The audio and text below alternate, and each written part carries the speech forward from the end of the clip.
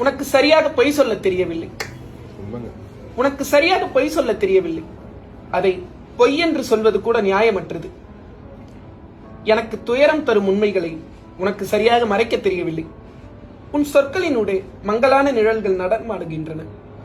அது யார் என்று தடுமாற்றத்துடன் கேட்கிறேன். அவை வழிப்போக்கர்களின் நிழல்கள் என்கிறாய். பிறகு அந்த நிழலின் பெயரொன்றையும் உன்னை அறியாமல் கூறுகிறாய்.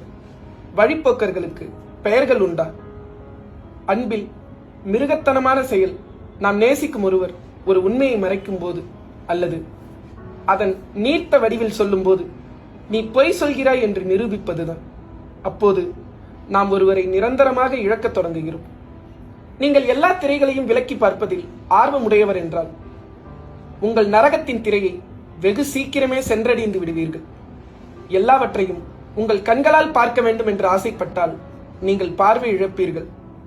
எனக்கு நீயோ உனக்கு நானோ இந்த உலகின் எல்லைகள் அல்ல.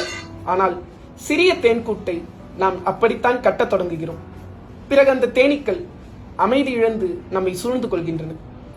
நான் உனக்கு முக்கியம்தான், நானும் உனக்கு முக்கியம்தான். ஒரு எழுத்து எவ்வளவையோ மாற்றுகிறது. உனக்கு சரியாக பொய் சொல்ல தெரியவில்லை. நாம் ஆழமாக நேசிக்கும் எவரிடமுமே நம்மால் சரியாக பொய் சொல்ல முடியாது. உன்னை நீயே காட்டிக் கொடுப்பது உனது அன்பின் கண்ணாடியில் விழும் பிம்பங்களை உன்னால் கலைக்க முடியாததால் தான். எனது வருத்தங்கள் அவ்வளவு பொருட்படுத்தத்தக்கவை அல்ல. கொஞ்ச தூரம் போய்விட்டு நானே திரும்பி வந்து விடுவேன்.